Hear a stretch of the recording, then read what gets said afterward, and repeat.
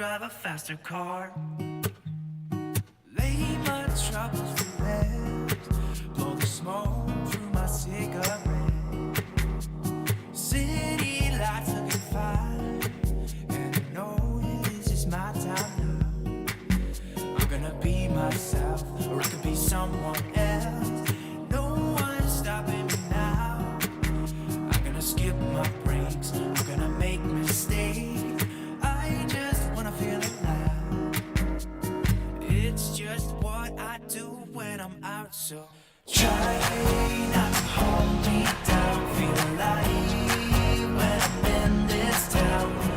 Look at these beautiful stars. I wanna drive a faster car. Nothing can break me, no, no, nothing can break me.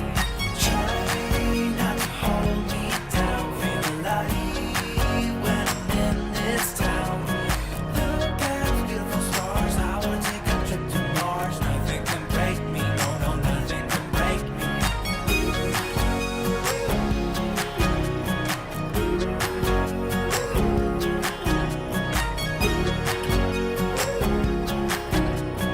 Look at these beautiful stars. I wanna drive a faster car. I'm gonna be myself. I'm gonna be someone else.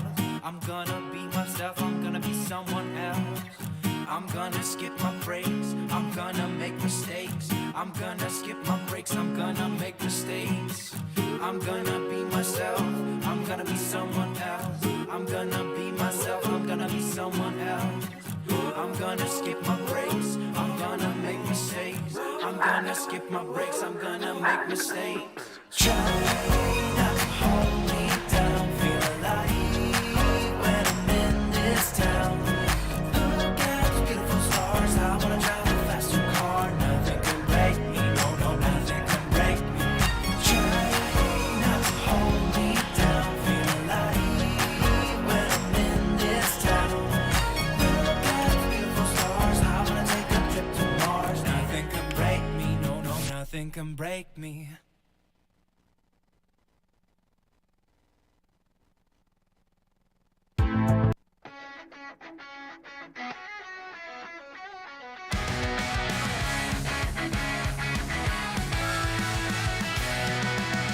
To the garage, it's time to shine. Got a ride that's dull, but we'll make it divine.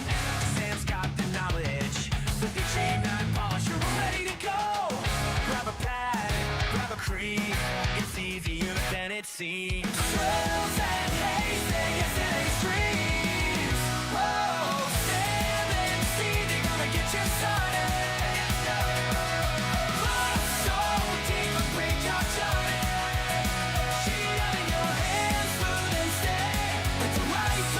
Yeah, your eyes looking ready.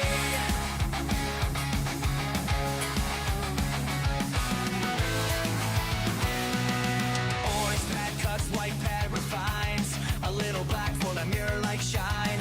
Fast and fun, no need to stress. Just a couple passes and you'll see success. Hit the cream, dial the speed. Spread it out and let it breathe. Sam and Stevie from the kitchen started.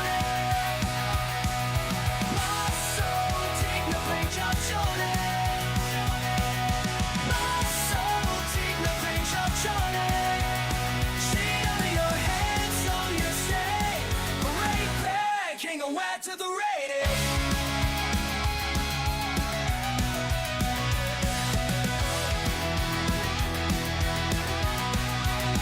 Listen up, right? Sports don't stand a chance. A little Griot polish, a little pad dance. Gliding left, gliding right. Before you know it, that pace looking bright.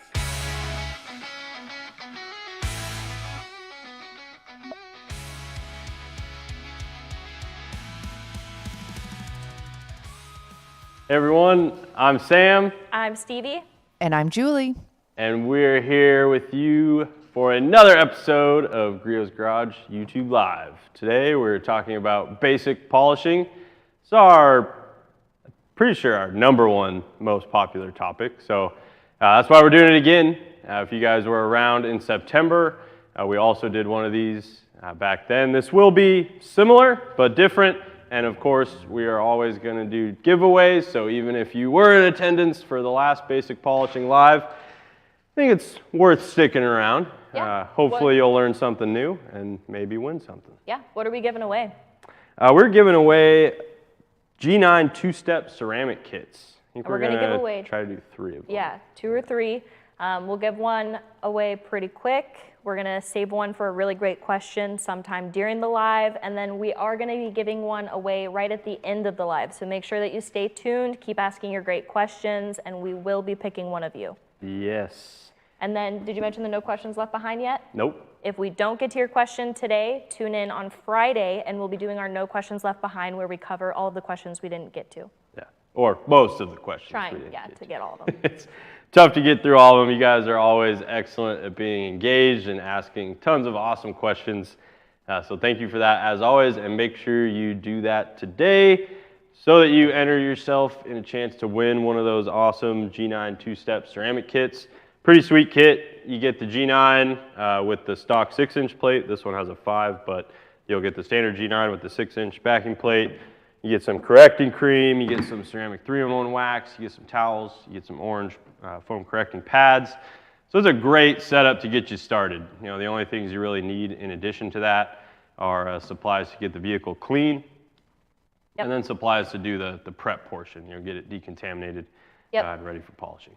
And we have a few demos that we're going to do today. We're going to show you some different polishing techniques on the Lincoln Continental over here, but then you may have also noticed the Camry behind Sam, and we do have a real-world scratch on that door that we're then going to use the same compound and pad that you would get in that kit to remove. So yeah, we tried to bring more variation for you guys today because obviously, you know, what everyone defines as swirls or scratches is widely variable, right? You know, what one person considers a scratch might be a swirl mark to someone else.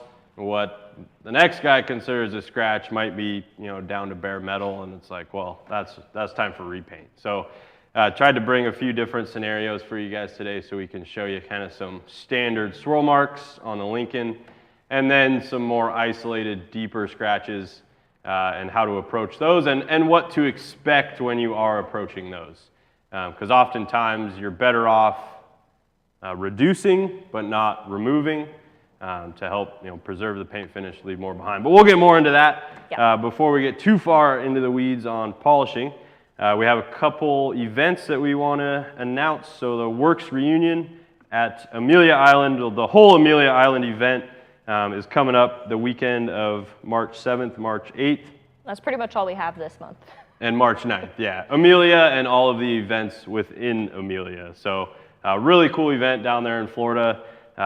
Probably at the top of my list for events that I haven't made it to yet and really want to work. So I'm hoping to get out there and see you all that make it out to that one within the next couple years. But yeah, March 7th is the Works reunion, Amelia Island. That's at the Amelia River Club. And then we got March 8th, the Cars and Community Golf Club of Amelia Island, more of a kind of cruise-in, a little more casual. Radwood at Amelia is March 8th, also at the golf club, so right after the Cars and Community event. And then, of course, the Amelia Concours d'Elegance, March 9th, also at the golf club.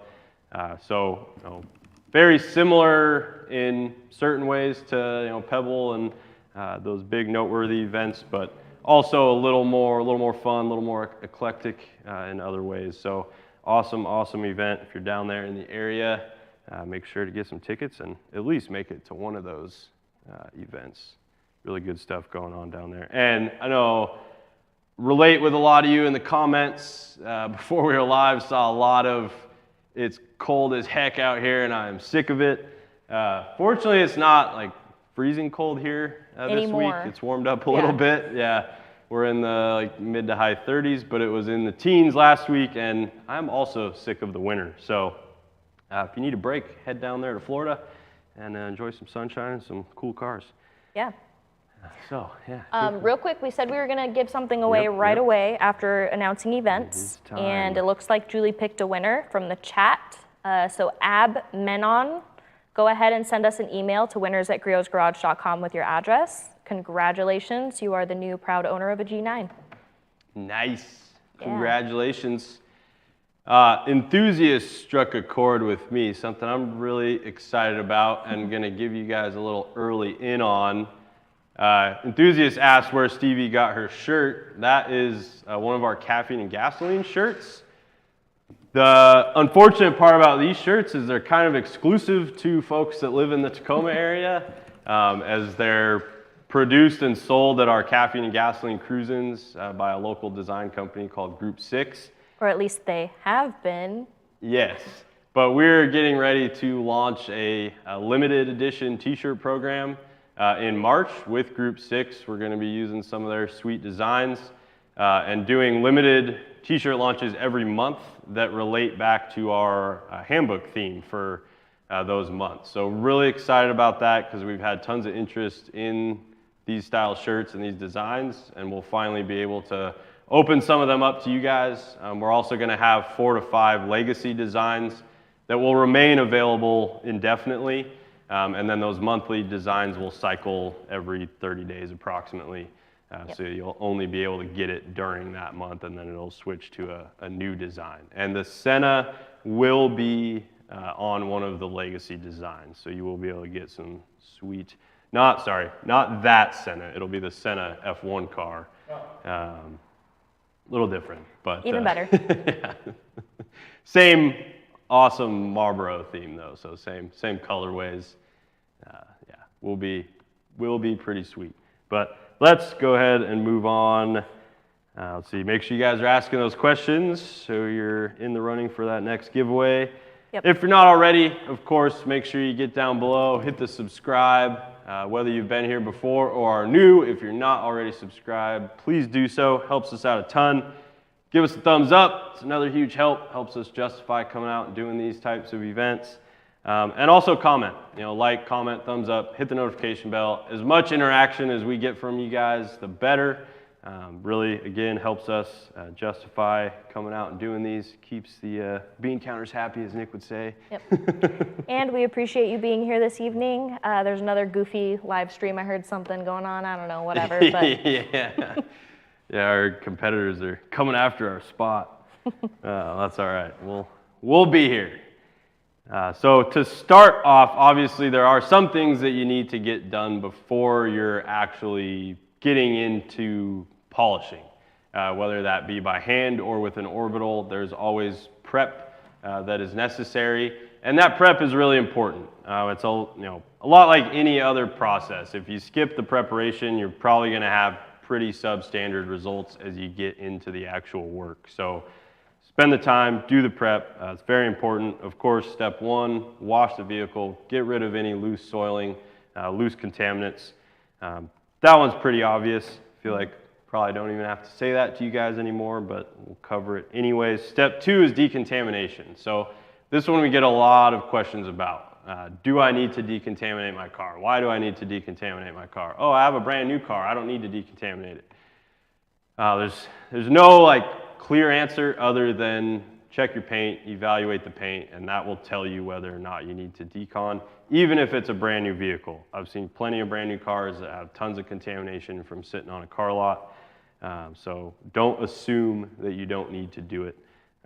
Clean the surface, and then it's really easy to do a check on clean paint. Either take the back of your hand or put your hand in a Ziploc bag and feel the surface. Just very lightly go over the paint surface while it's clean and dry. If you feel any sort of roughness to that surface, you know that it needs to be clayed. So when I say roughness, any level of bumpiness, anything you're feeling on that surface other than a completely smooth finish. yeah, your hand should just glide almost silently across the surface. I mean, depending on how dry your fingers are, maybe not completely silently, but you should just feel like no resistance. And if you feel the texture, and you'll typically hear it as well, you'll hear more of like a shh as you run your hand across it. See if I can get my Whoa. mic close enough to just scratch the heck out of Stevie's paint here.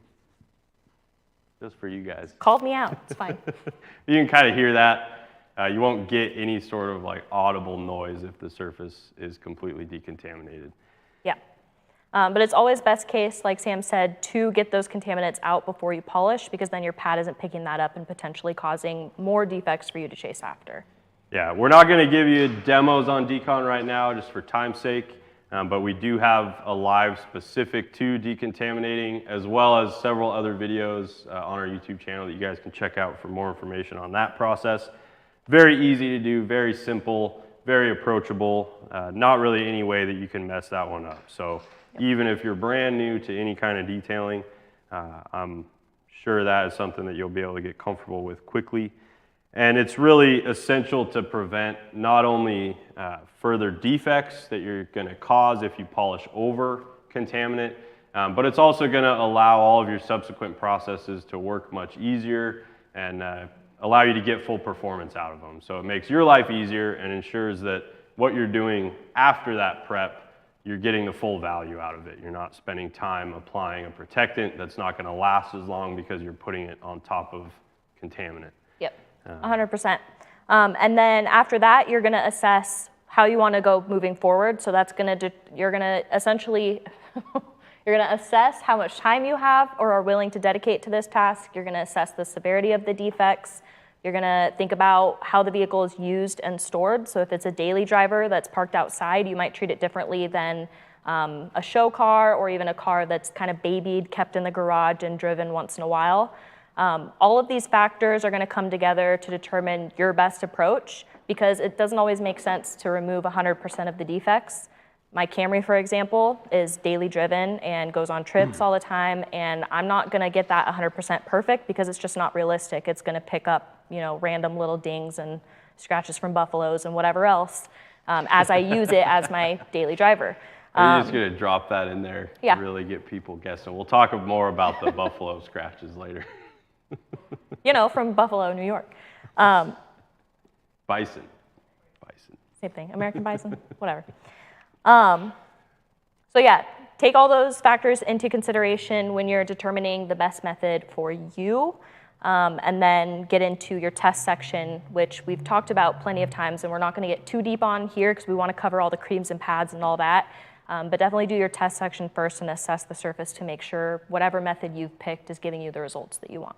Yeah, and you want to assess the surface before you try anything.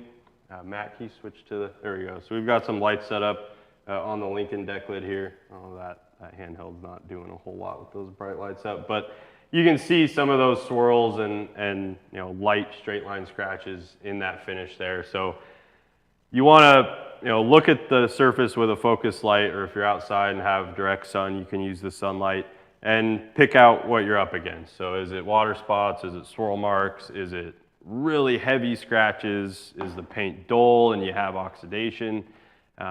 Figure out all of those defects before you select your approach, like Stevie said. We always recommend starting in the middle of the road when it comes to doing a test section.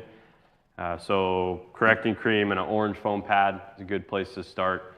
Do your test section, 3 to 5 passes, small working area, and then reassess the surface. It's going to depend on your end goal. Is it a show car, or like Stevie said, is it a daily driver that you're not needing perfect? Is it something that is garage kept, or is it stored out in the elements? What's your end goal? Are you just trying to clean it up to have it look better, or are you trying to sell it, or are you trying to get it perfect to enter it into a show, or it's just your absolute prized possession, you want it absolutely dialed. So yep. I think it's important to note too that sometimes people think that you do the test section and that's 100% going to be your method for all of the car, and that may not be the case. There have been instances, especially in like new hire trainings, where you think your car is all original paint and then you find out there was a repaint done because 3 of the panels respond differently than the rest of the vehicle, etc. But then also things like random isolated scratches where it's, maybe one door has a couple scratches and the rest of the vehicle is, lightly swirled but pretty good. You're obviously going to treat those scratches a little different if you're trying to remove them than the rest of the vehicle. So just keeping an eye, making sure that you're checking the surface in direct bright light between sections, and making sure that you're removing the defects to your liking throughout the entire process. Yeah. Before we get too far, Dirty Harry Auto Detail asked a good question. I said, I know you can, but should you clay without polishing afterwards? So that's a good, unique question. Don't get that one too often. I think it's important to cover, because if you don't want to do any paint correction or polishing, but you want to get the paint decontaminated. Say you want to apply a fresh coat of wax or protectant, but you don't have swirls or stuff you need to remove, but there's contaminant there. So, well, here, sorry, let me interject. Yeah. Dirty Harry, I know you specifically are familiar with this because you have a kid. Yep. But think of it like a kid's hand. If you stick a sticker, the sticker in this metaphor is your wax. If you stick that onto your kid's hand without cleaning it first, it's gonna come off a lot quicker because it's sticking to that dirt that's on the hand. Whereas if you were to completely clean the hand first and then you stick a sticker on, it's gonna stick directly to the hand and typically last a lot longer. So that's a good metaphor for why you should decontaminate even if you're just reapplying wax. Yeah. Sorry to interrupt. No, that's exactly right. That's the exact reason that you would want to decon. Also just maintaining the paint, making sure that it's easier to clean, stays cleaner longer. Those are all benefits of decontaminated, perfectly clean paint. But what I was getting at is that it depends on the paint surface and what you're using to do the decontamination. I would say if you're using a traditional paint cleaning clay, it's very gentle. Odds are you're not going to cause much, if any, marring in the surface unless it's something really soft. However, if you're using a fast surface prep mitt or surface prep pad on an orbital or something like that, odds are you're gonna leave behind a little bit of marring. So that's gonna, you're gonna wanna make that decision based on the paint type, what condition it's in, and then what tool you're using to do the actual decon. Because I'll say the vast majority of the time, if I'm using a synthetic decon tool, surface prep mitt, surface prep pad, brilliant finish synthetic clay, my preference is that I'm polishing afterwards because all of those have the chance to leave some level of marring or fine defect in the finish. If you're not using them too heavy-handed and the paint's not super soft, most factory finishes will be fine. But again, to guarantee that you're not having defects afterwards, I would err towards the traditional paint cleaning clay bar, as that's going to be the most gentle option if you're not polishing after. But can be done. I've done it several times without issue. It's usually a car that's in good shape, but picked up a little decon and you're going to apply a fresh coat of protection. So, good question. Yep. We touched on least aggressive method, so definitely you can do more, you can't undo anything, so make sure that you start there. And then make sure that you tape off your rubber trim because we all like to think that we're going to be careful and it's not going to happen, and it happens. So. Yeah. Everybody that's been polishing or doing paint correction for a while probably has a horror story or multiples about being lazy, not taping something off, and then damaging it down the road. Whether that's a very delicate, thin chromed surface that you polish through the chroming on because you didn't tape it off, or you knock the backing plate against a painted door handle or something like that, and you chip the paint.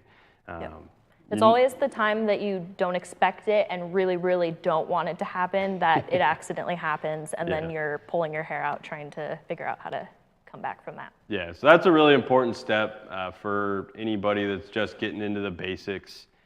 Buy yourself some detail tape.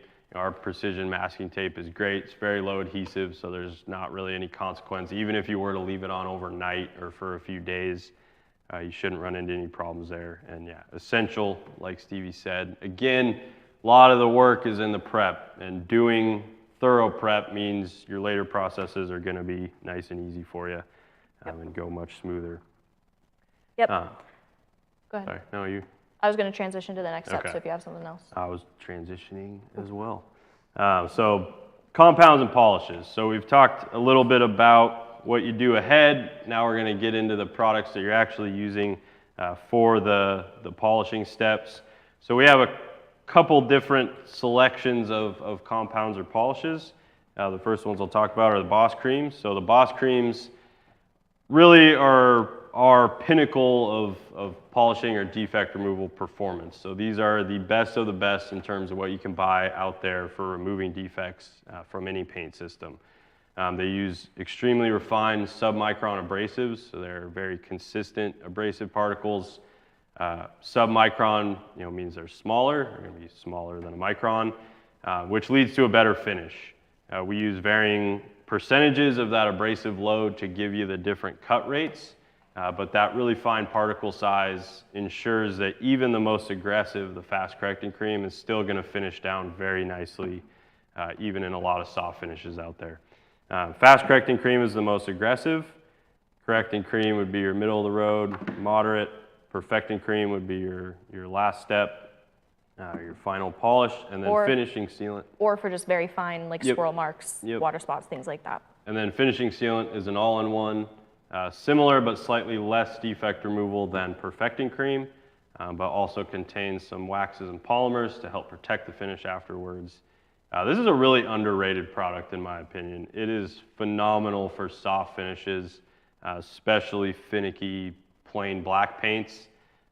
Very, very good product to get that last 2% of the finish and lay down some protection that's not going to be all filmy or weird on you at all. That is a great protection also for long throw orbitals that generate more heat. You typically wouldn't use a standard wax on those for that reason, and that's going to perform perfectly well. Yeah, a few other things that make the Boss Cream stand out. Very easy wipe off, so they have a high lubricity and working time, which means they're not going to dry up hard on the paint surface, which makes them easier to remove when you're done. They're also non-dusting formulas, so because of that lubricity and the fact that they're not going to dry up and lock down on you, they won't dust. So if you are getting dust, it's probably because you're not cleaning your pads quite as often as you should be. But with proper use, you should not see really any dust generation from the actual cream. Sometimes you'll get some from a pad, from the foam shedding, but you won't get any from the actual cream. So very little to no dust, which is probably one of my favorite features. Because if you've used products that dust a lot before, you know how much of a pain in the ass that can be. So definitely don't want that. And then we get into the complete line. So whereas the Boss line is the pinnacle of performance, developed specifically for long throw orbitals, but can also be used on standard throw. Then you get into the complete line. We have complete compound and complete polish. These are at a much more entry-level price point. They're also a little more entry-level performance. So even though these are the pinnacle of performance, they're still very user-friendly for beginners, but they are developed primarily for random orbital use. Complete compound and complete polish are going to be your solutions if you would prefer hand polishing. These were developed for hand polishing and random orbital polishing, but they use a little different abrasives to give you a little more effectiveness when you're doing it by hand. Compound is obviously your heavier cut, and then complete polish would be your second step, if you're leaving haze behind, or if you're just removing very fine defects like Stevie mentioned with perfecting cream. And then we have ceramic all-in-one, which, technically we're missing liquid wax 3-in-1. That is another all-in-one that we have. But ceramic all-in-one and liquid wax 3-in-1, these are both products that contain abrasive and protection. So they're removing defects and applying protection in the same step. So great ways to save time, great follow-ups to a more aggressive step like say fast correcting cream and a microfiber pad. Great for daily drivers. Yeah, it's important to touch too that finishing sealant is technically an all-in-one. Yep. And then we also have the Boss ceramic all-in-one that we announced at SEMA that will be available soon, so we won't dive too much into it until it is available, but that is coming. Got a little ace up our sleeves. Yeah, and we'll probably cover that one more in the next live, which is going to be on two-step, kind of more advanced polishing. So we'll get into more of those nitty-gritty details on the Boss line as we get into that more advanced stuff. But those are the liquids. Pretty much all of our liquids, with the exception of the ones that contain protection, don't fill or hide at all. So the plain Boss creams, complete compound, complete polish will have a slight filling ability, but the others, what you see is what you get. Anything that has protection in it is going to inherently have a little bit of filling ability because they're going to darken the finish, which normally makes it harder to see some of those swirls and defects that are left behind. Yeah, I think I saw a chat earlier, I'm not 100% sure how they phrased the question, but it was asking about different colored, like how you address different colored, if there's a specific process for each color of paint. And that is not the case, or at least it shouldn't be. There are products that market themselves as for black vehicles and for red vehicles. And typically what those do is they have some billing capabilities and a little bit of color, and so they help hide defects. And like Sam said, we're all about getting those defects out so that it's to your standard before you apply your protection. And that way you're not thinking that you're getting an amazing result, and then as soon as that product washes off, you realize that you still have all those scratches. Yep. Yeah, so little tricky there, but definitely something to look out for. Covered boss, covered complete. So again, hand use, you're going to be very limited to the results you can get, but if you do prefer hand use, the complete line is what you're going to want to pick up.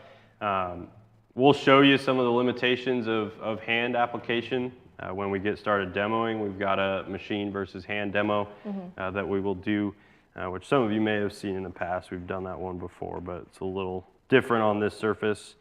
So that covers all of the liquids for the most part. Yeah, one more thing about the all-in-ones is that you are able to amp those up or down depending on what pad you're using and what orbital. So just bear that in mind. Just because it's an all-in-one and it's a less aggressive compound doesn't mean you're stuck with those very minimal results. You can always add, say, a microfiber pad depending on the surface and still get a fantastic result with that extra cut. Yeah, and that gets us into the types of pads that we offer. So yes, pretty wide range of liquid selection. And then we also have a wide range of pad selection to go along with it. Just like when you're doing mechanical work on your vehicle, you wouldn't do that with one tool. You're not gonna, you're not gonna rebuild a motor with an adjustable wrench, or you're not gonna, even an oil change, it's gonna take more than one tool. So just like in your, mechanics toolbox, your detailing toolbox is gonna look similar in that there's gonna be a lot of different tools to get a single job done, because as we all know, all vehicles are different, all paint is different. Just because something worked on one surface doesn't mean it's going to work on the next surface. So having a wide range of options to adapt to the given scenario is going to allow you to really accomplish what you're setting out to do and not bang your head against the wall because you don't have what you need to get the defects out or get the job done. Yep. So these are our foam pads. These are the Boss line of pads. So you have your finishing, perfecting, correcting, and fast correcting, and these correspond directly to the Boss creams. So how they're laid out here with the most aggressive closest to me and the least aggressive closest to the opposite side. Likewise with the pads, you've got fast, correcting, perfecting, and finishing, and as you start here and work your way down, they get softer and therefore less aggressive. So what that allows you to do is have a starting point to jump in on, and these are color-coded to match which cream you should start them with. And then if you need to get more aggressive, how we talked about earlier, and then also we have an entire YouTube, was it a live or a video about pad flexing? I think it was a live. You can get more into that, but just to keep it simple, as you're starting out, we recommend sticking with the corresponding colors. But these foam pads use reticulated open cell foam. So what's great about that is that it allows for air movement really easily. And so what that does is it keeps the pad cooler a little bit longer. And then you also have the center cooling hole in the center, and that also helps dissipate that heat. Whereas standard pads that have a full, they don't have the hole in the center, typically the heat and the product kind of builds up there, and so after running that pad for a little while, you'll get pad dishing, where the pad is actually kind of starting to compact and like melt or break down in the center. So this helps prevent that and keep the pad cooler for as long as possible. They also have a chamfered edge, so you have a little bit of a protection. If you were to, say, have your backing plate angled at a weird angle, you have this little foam buffer essentially that helps protect and prevent any potential scuffing or damage. So that's really nice. And then the backing is a Velcro type attachment with a thermo bond to the pad, so you don't have to worry about any glues that are gonna heat up and soften, and then you end up peeling your pad off the backing. These are really durable foams. They are You wash them by hand, and then you can throw them in the washer just to make sure you're not leaving product in the pad, which, like Sam mentioned earlier, sometimes if you use your pad and it's clean and you have flecks of product everywhere, that's a good indicator you're not quite cleaning your pads well enough. And that could be in your rinsing step, and so make sure that you're thoroughly like agitating and rinsing the product out, but then also it can be nice to throw these in the washing machine on just a rinse cycle with no additives, just to make sure that you're giving them an extra rinse. Got into pad care, sorry. Hey, no, that's all right. We've got lots of questions about it, so that's what I was just going to say. It's a good thing to cover at this time.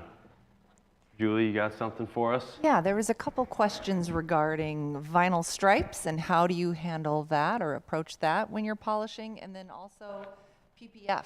What do you do if your car has some PPF on it? Yeah, those are great questions. Vinyl, it depends. I'd say both of those, it depends. If the vinyl is in good condition, there are a lot of scenarios where you can polish over it. You just want to make sure you're not using an overly aggressive method. Typically, what you're going to be chasing in vinyl is oxidation. So I wouldn't go any more aggressive than correcting cream in most scenarios, unless it's like a last-ditch effort. I'm going to put new vinyl on if this doesn't fix the issue. Then obviously, you're not hurting anything, going a little further to see what you can get. But you can haze vinyl pretty badly, and it can be hard to remove that if you go too aggressive. And again, vinyl varies greatly. So just like paint, vinyl is going to be similar in that one vinyl may not respond the same as a different vinyl. Glossy vinyl you can polish over. I want to specify matte or satin vinyl. If you polish over it, you will create a gloss. So that's another disclaimer. Is that what you were going to say? Yeah, I was going to mention that, and then also you want to be extra mindful about not overheating any vinyl or PPF. So as you're polishing, make sure that you're being mindful about the technique that we'll go over here in a little bit. But make sure you're not really camping in the same spot for too long or using a super aggressive approach on any delicate or aging vinyl. And then also I would say, because this is like a beginner polishing live, I would recommend taping around the edge of that vinyl as you're polishing the paint. Kind of save that and treat it as a separate surface so that you're not using the same technique that you did on the paint on that vinyl right away. You want to do your own separate test section on that vinyl to make sure that the approach that you're taking is the best one. Yeah, that's a great recommendation for beginners. It'll help prevent you from risking causing the vinyl to peel or the PPF to peel if you're polishing an edge. And it's also going to prevent residue buildup in those edges, which can be pretty tough to remove depending. But PPF is going to be really similar. So pretty much all those same guidelines would apply to PPF. The big difference with PPF is if it's self-healing, which has become quite common. I think most of those manufacturers recommend that you do not polish over self-healing film, where you can actually remove that self-healing ability, as you're essentially taking film off the surface because of the abrasives in the product. So very good question. Important to keep those things in mind. A lot of times too, you can get pretty good results on vinyl and PPF by hand, especially if it's just like light oxidation or light water spots, that sort of thing. So you may not need a machine to approach that. But okay, real quick, I see Matt's eyes rolling back in his head because we were supposed to get to a demo really quick, and here we are, 38 minutes in. And there's a lot of groundwork to lay. Okay, this is basic but complex. So real quick, we covered the different foam pads. We do also have wool and microfiber with and without backing. So these are going to be more aggressive than the foam pads and can be used if you have really severe defects that you're trying to use. I would say until you're comfortable assessing the surface and kind of knowing what is needed, or maybe even never, don't start with these. Start with a foam pad, see how it responds, and then if you need to bump up, try one of these. But without further ado, those were our Boss pads, which are 5/8 of an inch thick. And we also have standard pads. The standard pads only come in the orange, black, microfiber with the foam backing, and red foam waxing pad. So you do have a little less versatility. You don't have those baby steps in between. But those are going to be really great, especially as you're getting comfortable using an orbital, because you do have that extra buffer and that extra foam. And so that would be a great option as well. And they have a lot of the same features: the chamfered edge, the center cooling hole, reticulated open cell foam, etc. Yep. Okay. Let's not Tools. make Matt angry. Time to talk about tools, and then we Yeah. promise we'll get into some actual demoing here. But obviously, we've touched a little bit on hand versus machine. Hand is obviously a method that you can use, but it's going to be very limited to like very light swirl mark, light water spot, light oxidation removal. You're going to hit a wall pretty quickly when it comes to hand application, where you're not going to get the surface any better, no matter how much more wax on, wax off you do. It's also very labor intensive, takes a ton of time to get a full vehicle done, and you're really, I mean, I would say you're going to get 4 to 5 times better results in a fraction of the time using a machine than you are polishing by hand. So just take that for what it's worth, but definitely recommend orbital, unless you don't have the means or you're limited in terms of, it could be a health issue, or you're not in a place where you have power and you got to get something done quickly. So there are places where it is beneficial, or an ultra delicate surface. Yeah, or you're just looking for an excuse to get in the garage and have your alone time. And I know, honey, sorry, I'm still polishing the car.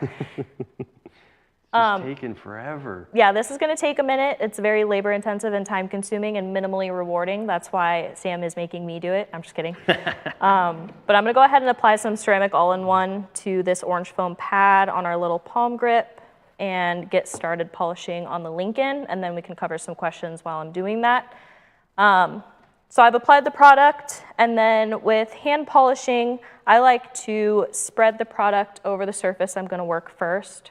And that just makes sure that I don't run out of product over here, scrubbing it in before I get to the other side of the section that I'm gonna work.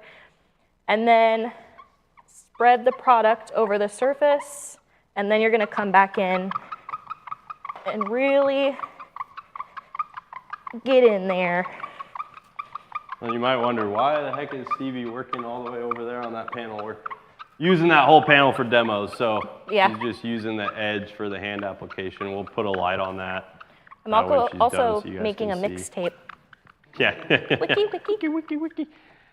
But yeah, you can see hand, it takes a lot of time, a lot of energy, and you're really gonna run into limitations with the results. So that's where the tools come in.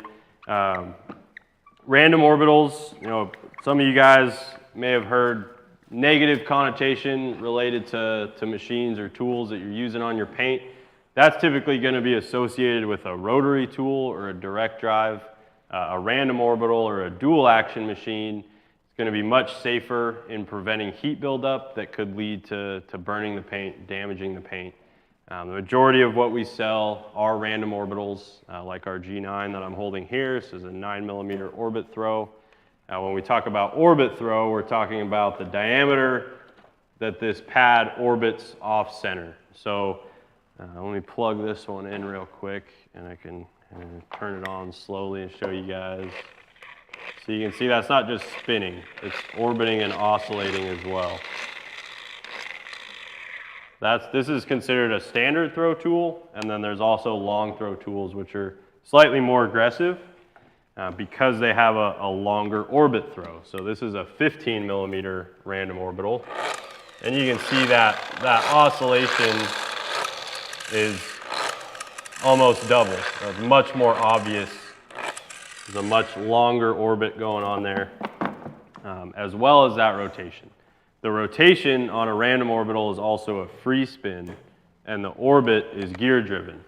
So that free spin rotation means that when you put a lot of pressure, or you're uneven on the surface, or you approach an uneven body line or a contour, if you're not approaching that correctly, the pad rotation is going to slow down, preventing heat buildup and preventing damage. So that's where a lot of the safety function comes in with a random orbital. With a direct drive or a rotary, like our GR3, thank you, Stevie, this is a gear-driven rotation with no orbit. As you can see there, it's just spinning on a single axis. And if I apply a lot of pressure behind this, it's going to keep spinning at that same rate. It's just like a drill. So when you lean into it, it's going to gear down and keep rotating. That's going to generate ton of heat and friction on the surface that could eventually lead to paint damage or burning the finish. Rotaries are also very capable, very awesome tools in the right hands, but definitely not something you want to go after a paint surface with if it's your first time picking up a tool. Start with a random orbital, get your feet under you, and then venture into the rotary world and experiment with the vast capabilities that rotary tools have. Yeah. They're still widely used in the professional industry because they are very quick. They remove a lot of paint pretty fast, depending on what you're using them with, and they're very effective. That being said, if you're not experienced, you don't know what you're doing, you can do damage pretty quickly with them as well. So. Yeah, a lot of people that come into our retail store and call into our call center that have never used an orbital before are terrified of it because they've heard stories about people using a rotary polisher. And so they kind of have this negative connotation of polishing in general, but it's very important to know that you have a lot of safety in the random orbitals. And so even with a long throw orbital, I could give someone minimal direction and send them off on their own to do it or to use it and be confident that they're not going to get into any trouble unless they're careless or working on a damaged surface already. All right, Matt, Sorry. you want to go back to the deck lid here? So I'm going to use this third light to kind of pan across where Stevie did, and hopefully you guys can see that before and after here. On the before side, we've got pretty noticeable straight line scratches. Look like this car was probably dusted with a heavy hand or just had a lot of dust on it. Whereas over here into the section that Stevie did, there's still some light straight line scratches that weren't removed, but it is a modest improvement, I would say. I can definitely tell It better be, I'm breaking a sweat. that there was some work done there. It's a little deeper, a little more clear, not quite as much distracting your eye down there. So decent results, but still a fair amount of defects left, and obviously going to take a ton of time to do a big vehicle like this by hand. So before, after. Now Stevie will show you that same process, same products, the orange pad, ceramic all-in-one on the G9 random orbital. Yep, so I've buttered my pad. We'll talk more about technique here in a little bit, but essentially I am going to do the same process as where I'm spreading the product first. So I'm going to do that on a low speed, typically 2 or 3. And then once I spread the product over the surface I'm going to work, then I'll bump up to speed 4 or 5, depending. We don't really recommend going to speed 6. It's there if you need it, but it shouldn't be your normal running speed for the tool. Kind of like extra RPM on your car, you shouldn't be redlining it consistently. Yep. What's up? Oh, I was saying, yep. Oh. Shouldn't be, I'm just kidding. So starting on speed 3, I'm gonna spread the product. So that slow start out is essential to prevent sling. If you're new to this, you're probably gonna sling. Yeah, and you can see how the product kind of spreads, right? As I get to the end, I'm losing some of that product. So now that I've spread it, I'm gonna bump up.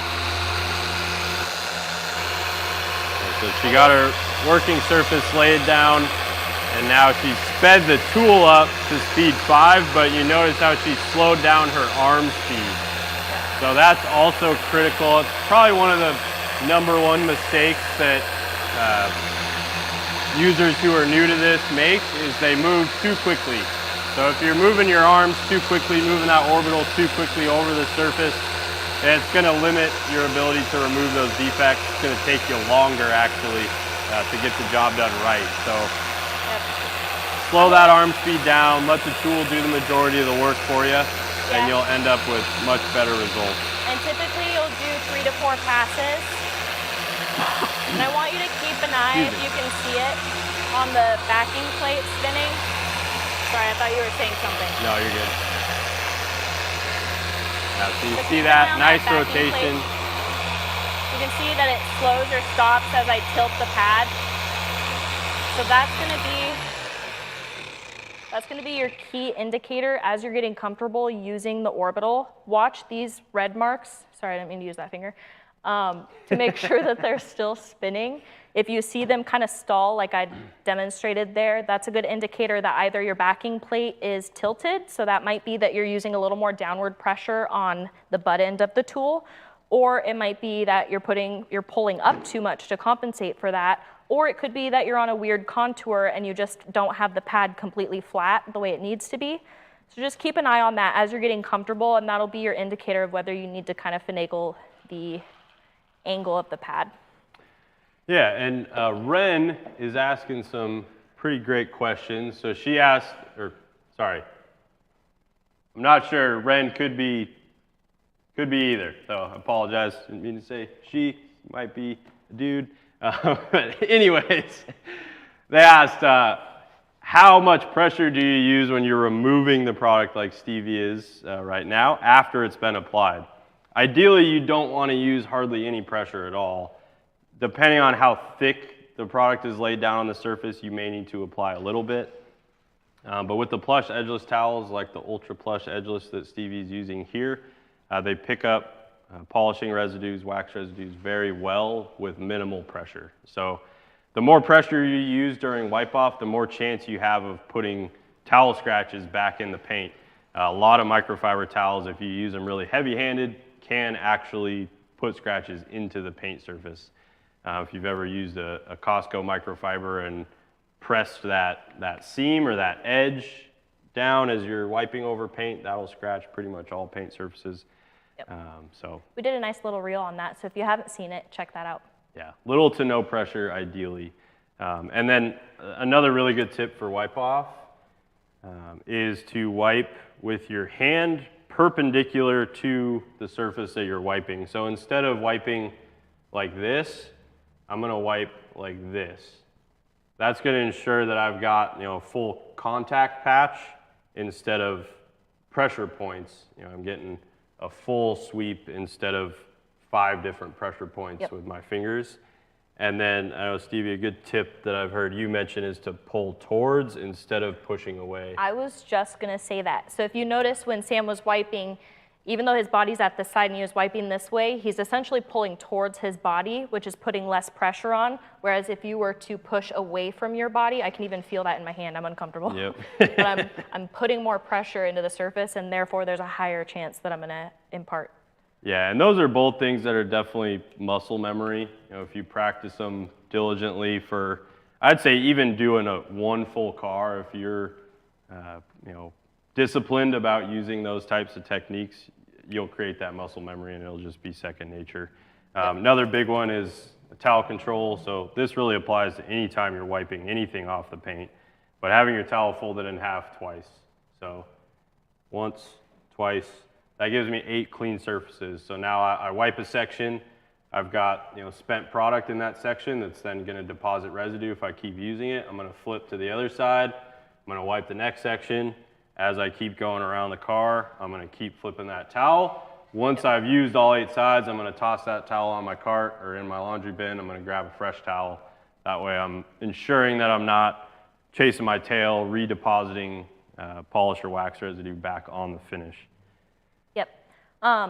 Leah had asked about, do you flip after each pass? And no, you don't need to. You can do a few passes. It really depends on how big your surfaces are and all of that.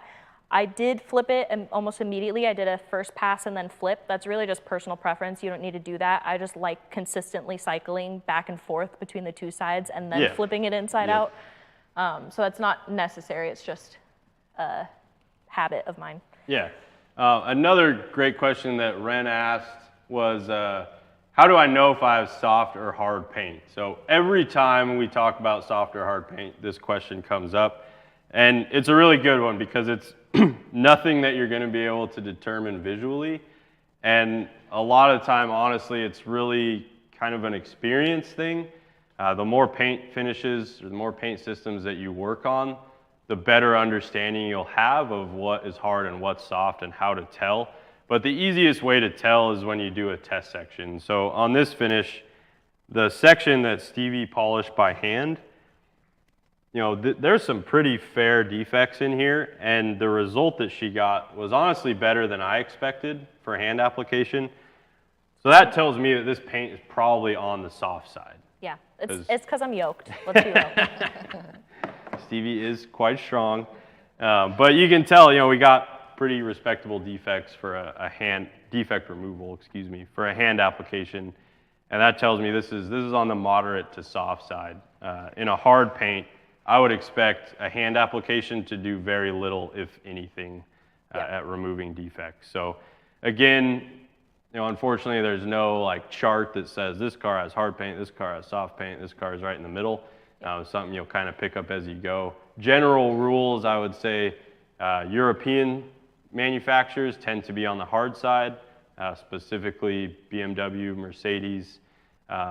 Porsches tend to be on the soft to moderate side, depending on how old they are, but American vehicles tend to be kind of right in the middle, and then Japanese vehicles, other Asian manufacturers tend to be on the soft side.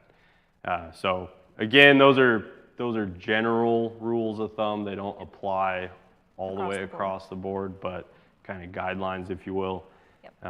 But yeah, it's something you'll pick up as you get going. And Ren, you said that you're going to do your first vehicle this year. You've asked some awesome questions, so I think you should probably be the next giveaway winner, because I think we've got 2 more of those to do. So Ren, email us at winners@griotsgarage.com, and we will send you your 2-step G9 kit. Just forgot the name of the kit there. And hopefully that'll help you get your first paint correction done this spring. So Yeah. I know we're all anxious for spring. That was very clear in the comments in the beginning, and I feel the exact same way. Yeah. A little bit of sunshine would be It's nice. getting to me a little more than it usually does this year. So very anxious.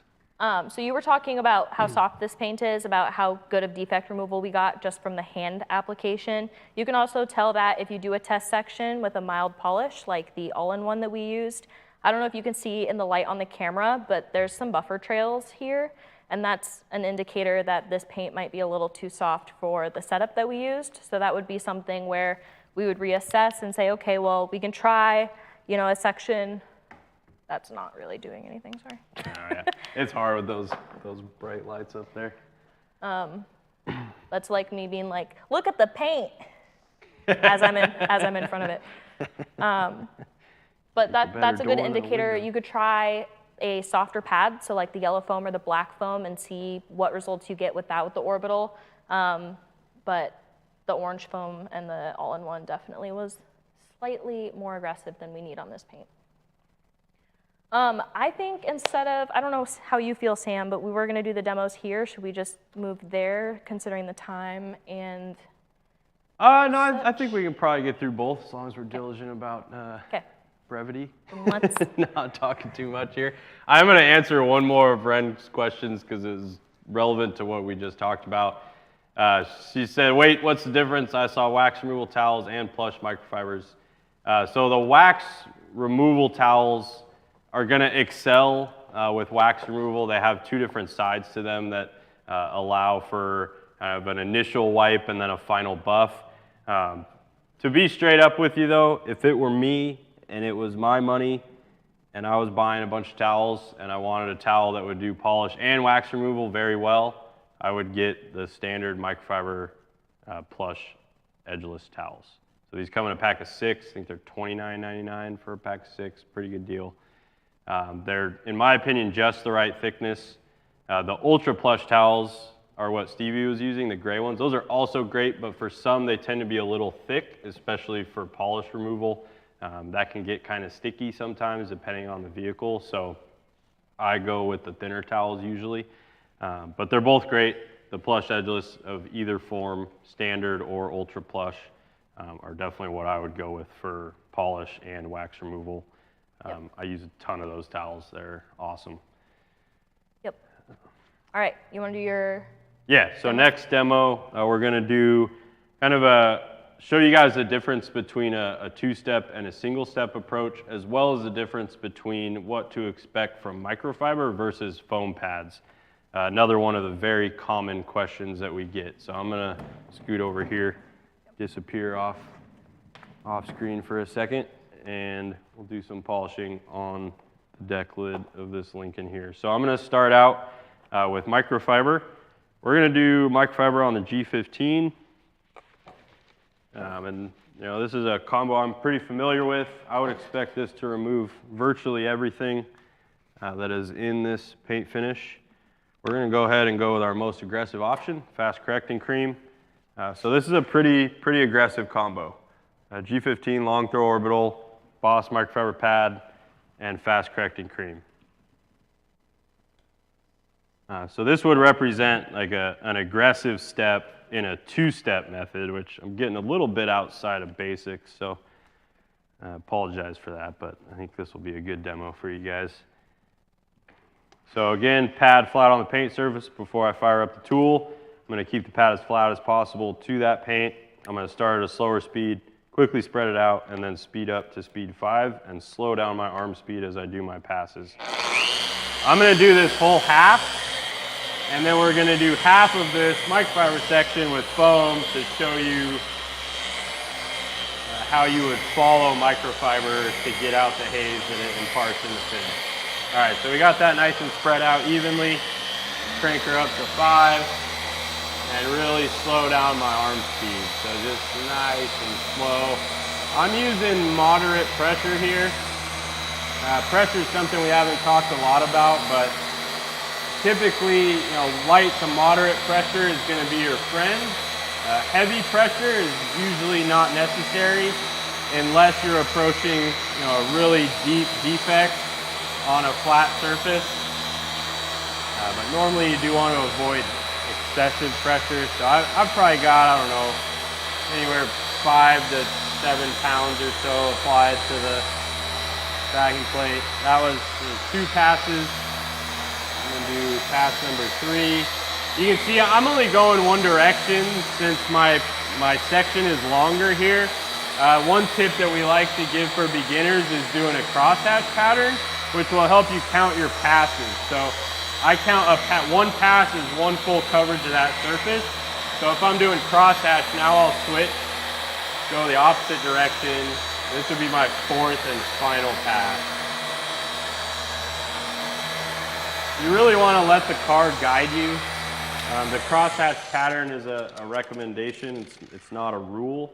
And I would say a lot of times it only makes sense on big flat panels.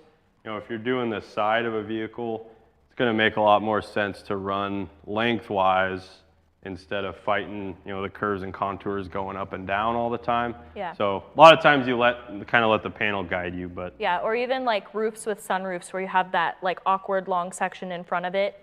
Obviously, you're not going to want to work in squares or, or do crosshatch. Exactly, do crosshatch in that section and like pillars, things like that. So if it makes most sense, listen to the car, move with the body lines. Sounds romantic, it's not. But it can be. If you want to go back and forth, if that's the most efficient way, do it. Depends how much you like your car, Stevie. Yeah, I guess. I mean, you like for cars yourself, a lot, okay. evidently, based on our last 2 Valentine's Day marketing campaigns. But I also wanted to call out that if you notice, Sam was working in straight lines. Well, I was too, but straight lines instead of circular motions. And the reason for that is you want to make sure that you get even coverage of the section. So that's true with the orbital, but then also with like decontamination and other steps. You want to make sure that you're working in straight lines to make sure even coverage, as opposed to if you're working in circular, you could hit one spot more frequently than the rest of the section, etc. So just make sure, even if you are working in those straight lines, that you're being consistent across that section. Yeah. So we can go back to the oh man, I'm just I think you can kind of see it in there. So what I'm seeing here in person, if I was a beginner and I just polished this section, like first time ever, and I put a light on it and saw this, I'd probably poop my pants. I'd be like, oh man, I just really messed up this black paint. Because it's very hazy. And let me see if I can take this other light. Matt said you can see it. Okay, good. So you can see that haze, and you can see those, we call them buffer trails. It's basically you can see the pass lines of the orbital. That is, again, a sign of either a very aggressive step or soft paint. So again, this is more evidence that this is a pretty soft paint finish, which isn't necessarily a bad thing. It's going to make my next step a lot easier. So now I'm going to come in. We're going to take off the microfiber pad. I'm going to swap this out for a, I could go 2 different routes here. I could go yellow foam or orange foam. I think we're going to go orange foam. I'd say based on the results I got, you probably want to go yellow or black. Yellow? You want me to go yellow? All right, we'll go yellow. I was going The to say. people say yellow. Yeah. I was going to say it's a good thing Nick's out of town. Hopefully he's not tuned into this live. We're out here hacking up his Continental. Oh, I mean, this thing needs some love, honestly. So I think we're doing him a favor, if anything. This deck lid's looking rough. So we're gonna go yellow pad and grab the wrong product there. Perfecting cream. This is honestly probably my favorite, most commonly used two-step process is fast correcting cream on the microfiber. Gosh, if I can get this out of the bottle. And then perfecting on the yellow foam as a second step. It works very well in a wide range of paint systems. So now I'm only going to polish the second half of this section. We're going to leave the other half as before so you guys can see a microfiber pad and the haze that can cause, especially in a dark plain finish like this, versus what you can get to with a foam pad afterwards. So almost any time you use microfiber, you want to follow it with foam. So again, pad flat to the surface, speed 3, cord over my shoulder. I think you mentioned that earlier, but that's another important tip if you're just starting out so the cord's not dragging on the paint. Spread it out real quick, and then speed up the tool. This time I'm gonna just sit at speed 4. We've got all the heavy stuff out, so I'm really just going after the light stuff. Yep. I'm not gonna use near as much pressure, pretty much just the weight of the tool. My front hand is just on it for control. And I'm gonna use a little faster arm speed too. You can see I'm not moving quite as slow over the surface. So we got 2 passes, now we're on to 3. But again, keeping that pad flat, maintaining that nice fast pad rotation is gonna really allow us to get a good result here. Just like when you start the tool, let it slow down on the surface before you pull it up so you don't sling product everywhere. You read my mind. I was literally just going to say that. Leah had a great question, and we were going to do a demo, but decided to do it on the Camry instead. But she's asking, how would you address the fins and these contours on the Lincoln here? And you definitely want to size down in your pad, but it's also going to come into your technique. All right, so this is pretty, you guys see that? I'm gonna toss that towel now. Pretty impactful side by side here. So you have just microfiber, and you can see that microfiber was very effective at removing 100% of those scratches. There are no scratches or swirls left, but you see that grayed out haze. Microfiber is almost always gonna cause haze like that.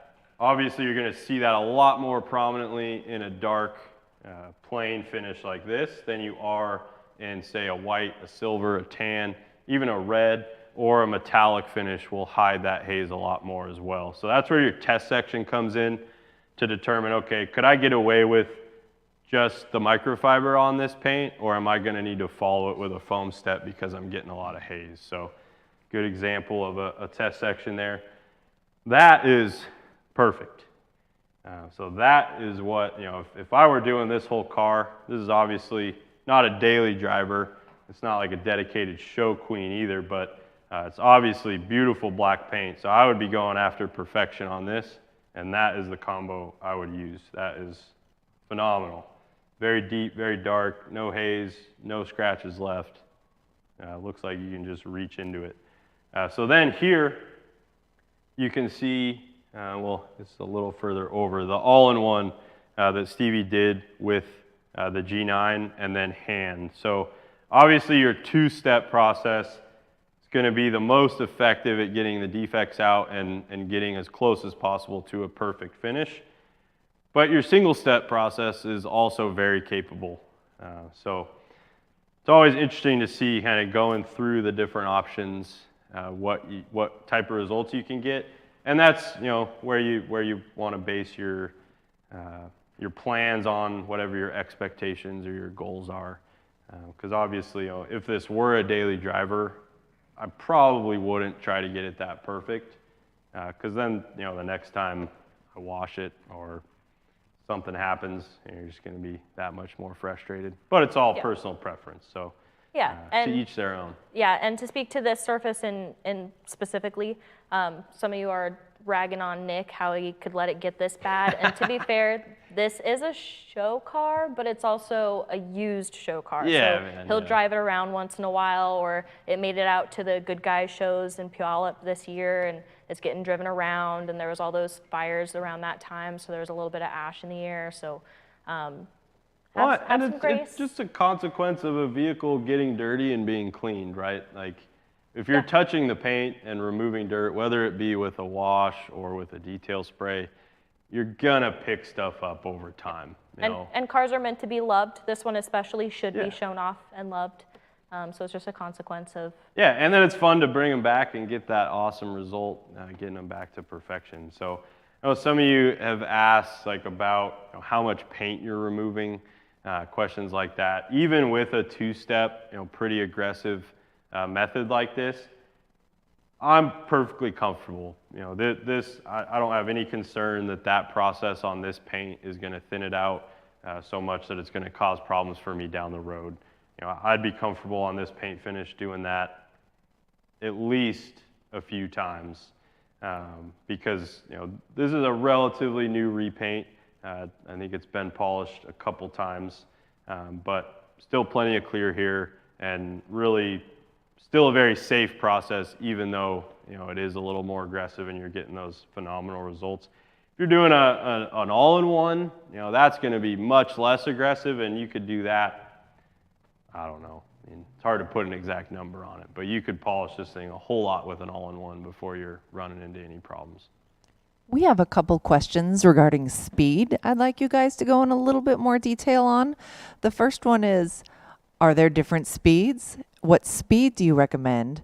And then also clarification on what the faster speeds are for. Yeah. And what are the slower speeds for? So pad rotation means defect removal. So if you're going after moderate to severe defects, I'll almost always sit at 5.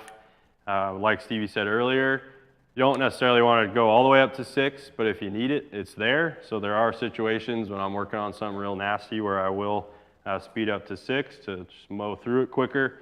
But 5 is going to be my most common speed for most of my paint correction.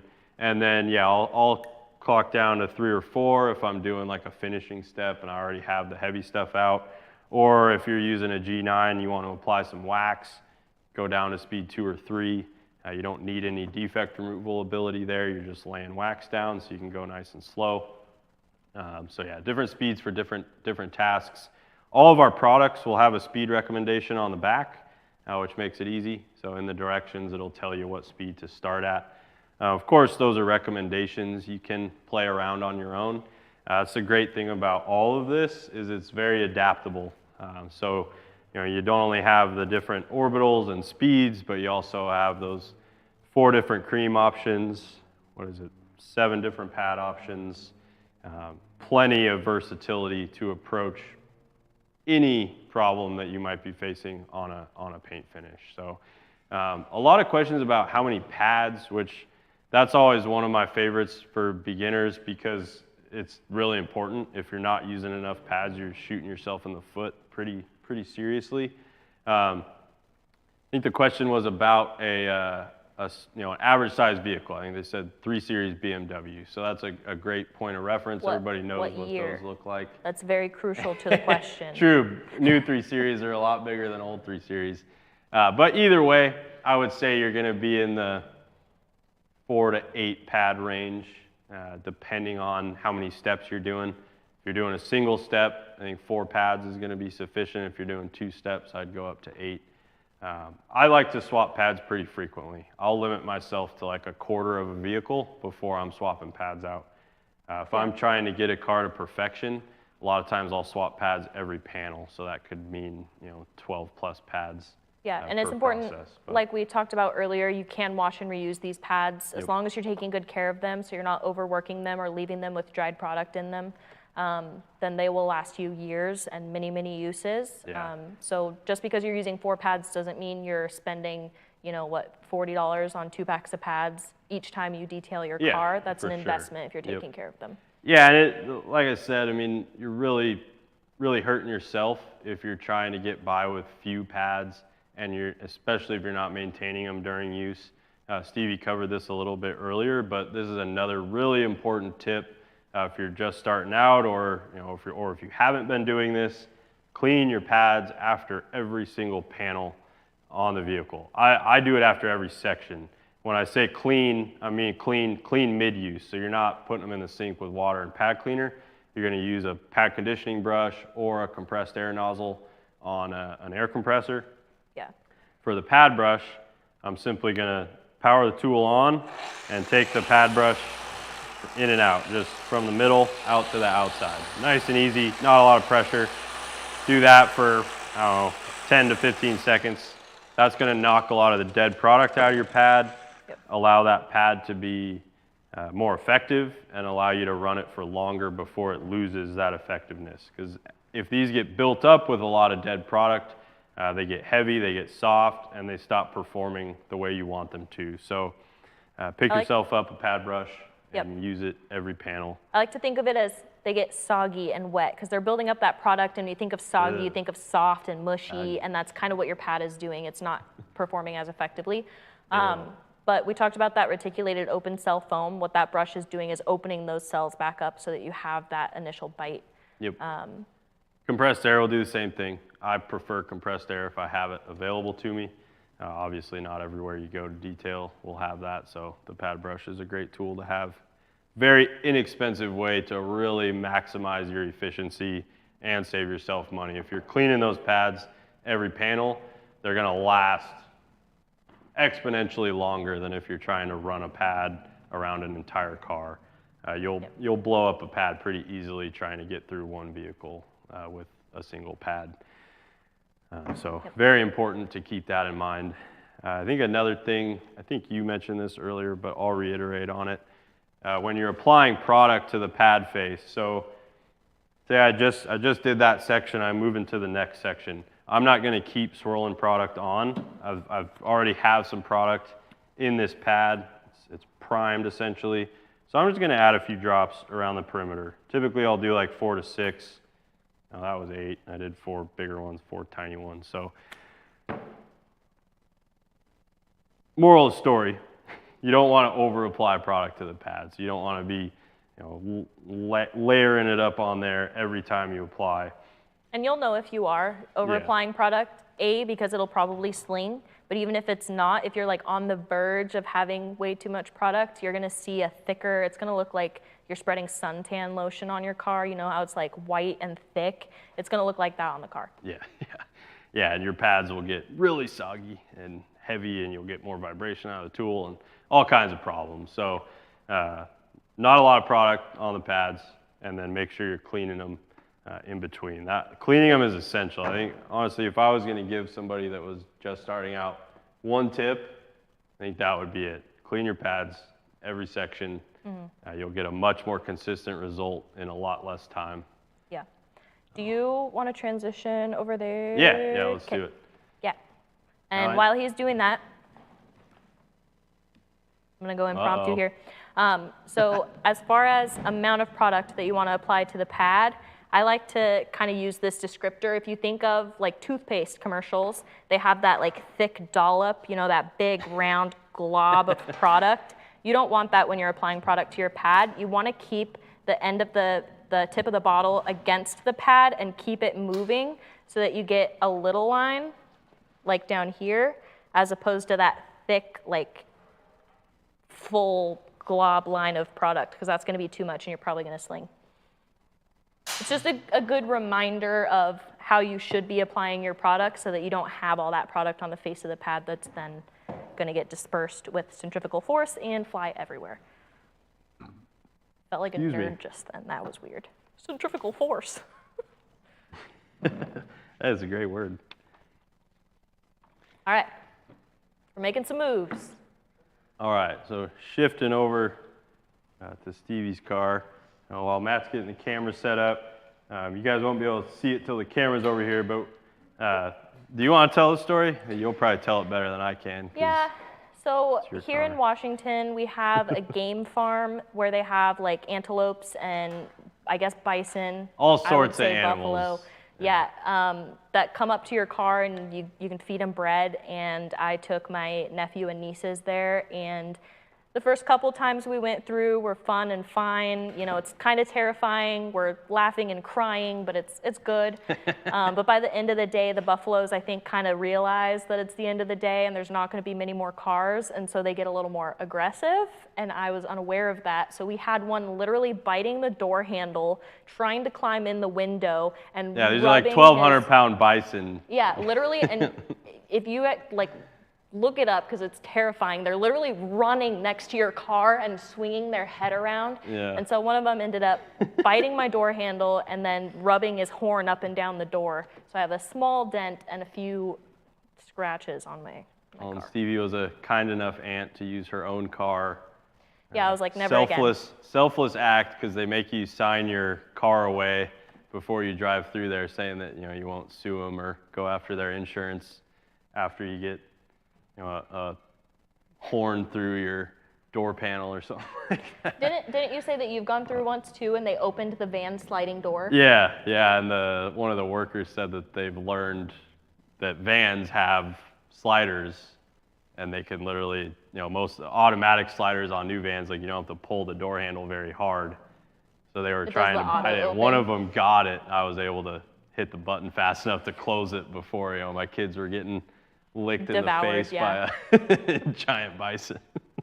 They have huge tongues too. Yeah. It's crazy. They start sticking their tongue out if they can't get Yeah. their head in the window. So you just have a tongue in your face. It's pretty cool experience if you're ever in the area on vacation or anything, or you live around here and you haven't done it yet. It's called the Olympic Game Farm in Sequim.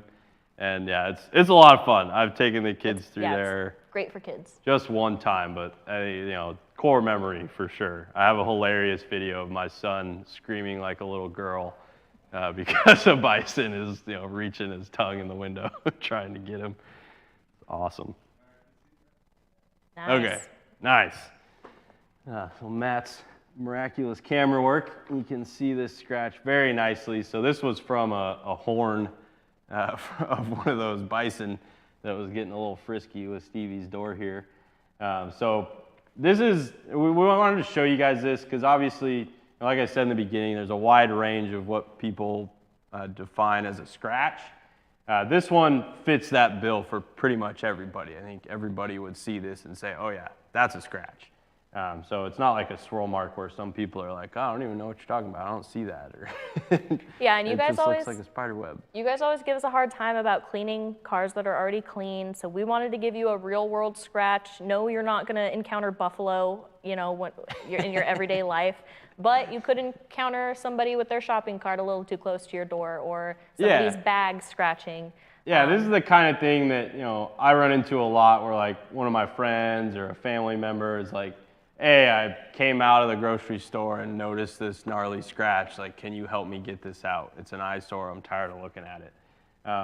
So it's a common situation, and it's actually pretty easy to fix, or at least improve to the point that you can't see it. If you were to if Stevie was to take this into a body shop, they'd probably give you an estimate for anywhere from $1,200 to $2,000 to fix this. Obviously, that's a lot of money to fix a pretty basic scratch. There's no visible dents. It's just the scratch. So with some correcting cream and an orange foam pad and an orbital, we're going to be able to get pretty respectable results out of this. I know based on feeling it, I'm probably not going to be able to take it all the way out, because if I drag a fingernail over this, I can barely catch it with my nail. But I do know that I'm going to be able to improve it, probably to a point that you can't even pick it up on the camera anymore, or at least that's the goal. So we've got some correcting cream on the orange foam pad. This is one of our Boss hybrid micro orbitals, or polishers, excuse me. It does have rotary function as well, but this is a 13 millimeter orbit throw, so a little more aggressive than the standard G9, but not a whole lot. 3-inch pad size, just since we're doing a small spot here, makes it a little easier. So I'm just going to do half the scratch. We're going to leave the other half so that you guys can see the before and after. Wow. The disrespect. So again, I'm going to spread that product over, and then I'm going to speed up all the way. and we're gonna use really slow arm speed. We'll show you kind of how you can actually sit on an area with pretty good amount of comfort, not being too worried that I'm gonna damage this paint. Toyotas have inherently thin paint, so I'm not gonna use a ton of pressure or sit here for too terribly long. But you can see I'm just keeping the orbital moving over the area. I am, sitting on this scratch, which is fine. You just don't want to sit here without any motion for too long, or you will generate quite a bit of heat. But again, we're gonna just pass back and forth over that. And this is a moderate approach. I could go microfiber and probably get more of this out, but I figured this is a little more relatable of a situation. We sell a lot of kits with orange pads and correcting cream. So odds are a lot of you guys might already have experience with this or have it in your garage. Yeah, one of your key things here, you may have noticed that, and he mentioned that he was kind of like camping out on that specific scratch a little bit longer than the rest of the section, but you don't want to sit in the same spot, and especially for a long period of time, you wouldn't want to go up and down that scratch for an extended amount of time, because the longer you stay on that specific area, you're going to build up more and more heat, and you want to avoid overheating the surface, because there's two ways you can burn paint. You can overheat it, and you can polish through the clear coat, so we want to try and avoid both of those. For sure. Yeah, so okay to focus, but do keep it moving a little bit. You can also check the surface with the back of your hand and feel the temperature. If it's getting to the point where it's like you can't keep your hand on it, it's too hot, you're probably camping out a little too much or using a little too much pressure. So, but I think, how does that look on the monitor? Yeah, the big improvement. I mean, in person, I can tell you once I pan out and the light's not right on it, I can't see the top half at all. So to the eye without a focus light on it, it's improved to the point where it's not noticeable. I'll go ahead and work on this lower section too, just so you guys can see, since that's a little wider, it'll probably be a little more impactful. And it's also kind of on an edge. So these doors, this is really common with modern vehicles, and it's always kind of frustrating because with this door, we've got like 4 different contours. So you have this top and a concave sweep that then turns down and has like a 45-degree angle right here, probably not quite that steep. And then you have a flat surface for, I don't know, what is that, 8-10 inches or so. And then you have another high point, and then another concave contour that sweeps down to the bottom of the door. So this is going to mean you're going to have to take 4 to 5 different approaches to this door to get it perfect. So it's a little tricky, but you can see this high contour or edge right here. This represents a spot that you're going to want to be a little bit cautious on from camping out there too long, because those high corners are always going to have thinner paint because gravity. So as the surface is painted, the paint's going to tend to settle away from those high edges a little more. So just wanted to touch on that before I go to town here. And all that being considered, I still am gonna focus there. I'm just not gonna apply quite as much pressure when I'm focusing there, so that we don't burn through Stevie's door here. Please.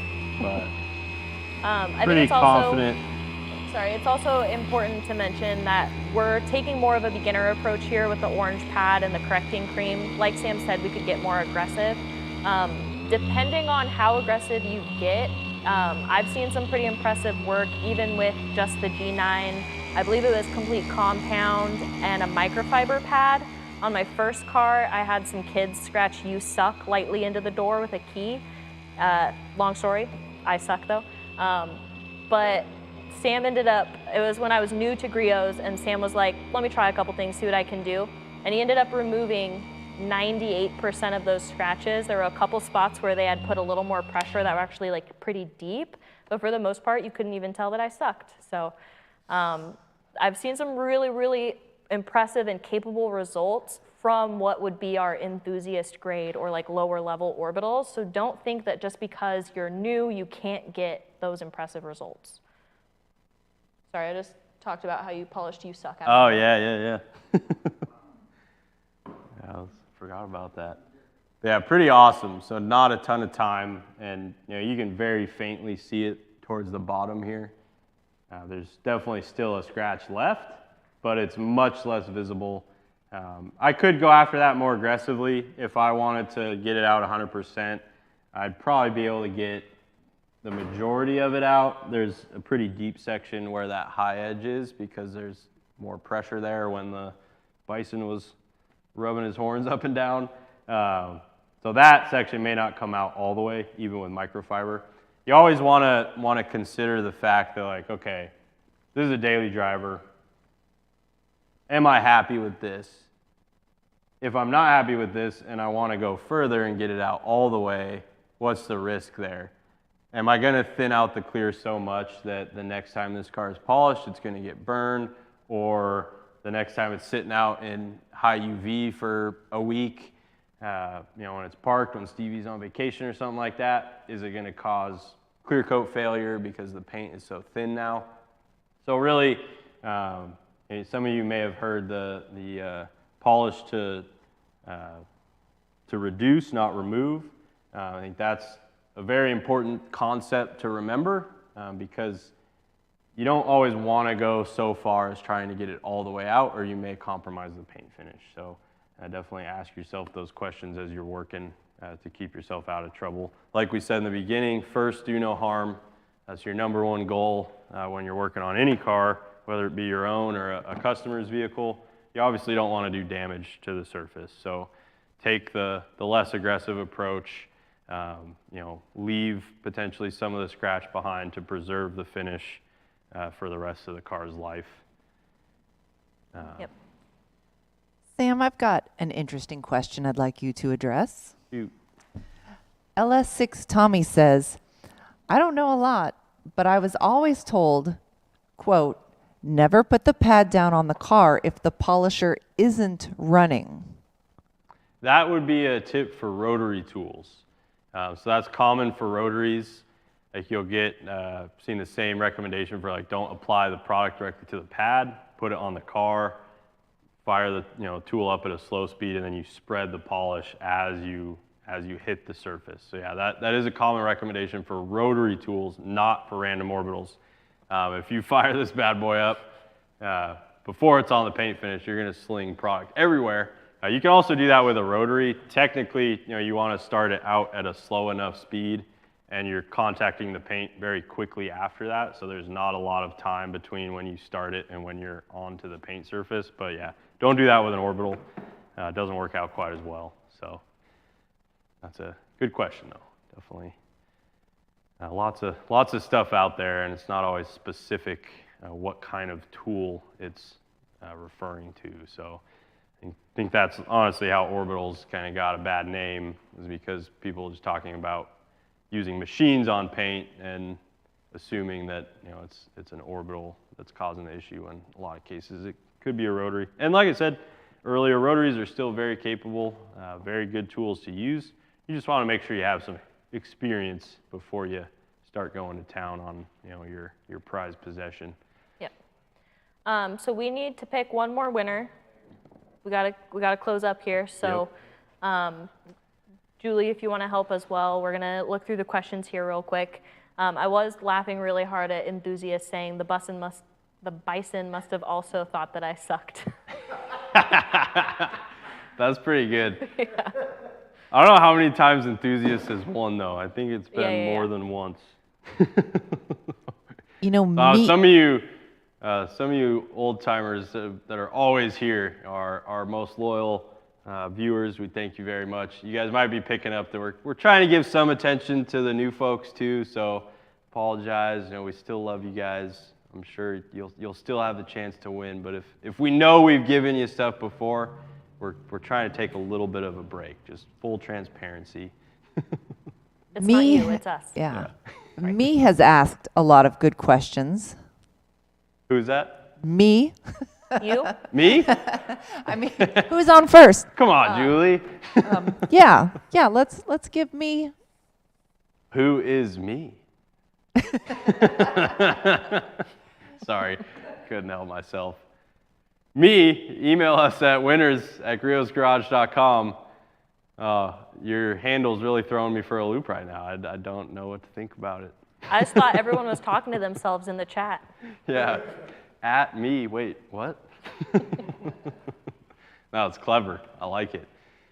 And yeah, they have asked a lot of good questions, so good call out. I think me, Ren, and Leah were some of our more active viewers today. So thank you all again for watching. Hopefully you guys learned at least one thing, preferably more than that, but at least one thing. We were trying to stick to the info to get through it. We did get some of your guys' questions, but again, don't forget, we're going to do our No Questions Left Behind on Friday. So tune in. We will go through as many of these questions as we can possibly get through. Yeah, 100%. And as always, make sure you get down there, subscribe. If you are not already subscribed, we will greatly appreciate it. Hit the notification bell so you don't miss any future YouTube content. We're trying to do more and more of that as time goes on. So the more engagement we get from you guys, the more it helps us to justify that. So give us a thumbs up, hit the notification bell, comment, subscribe, follow us on Facebook and Instagram. I heard we're also going to be back on TikTok soon. So if you still have TikTok on your phone, you're lucky.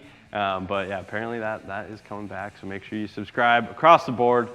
All of our mediums, so you don't miss a thing. If you haven't picked up on it yet, we tend to kind of give some insider information on our socials and in our YouTube lives, so attend as well. And yeah, I think that covers it. No sales. We did all the giveaways. Spring is right around the corner. I really hope. I know the groundhog did see his shadow, but who listens to that guy anymore? So. All right, well, thank you all for joining. Like Stevie said, tune in on Friday for No Questions Left Behind. And as always, have fun in your garage. Have fun in your garage. I feel like we should say that together. 3, 2, 1. Have fun in your garage.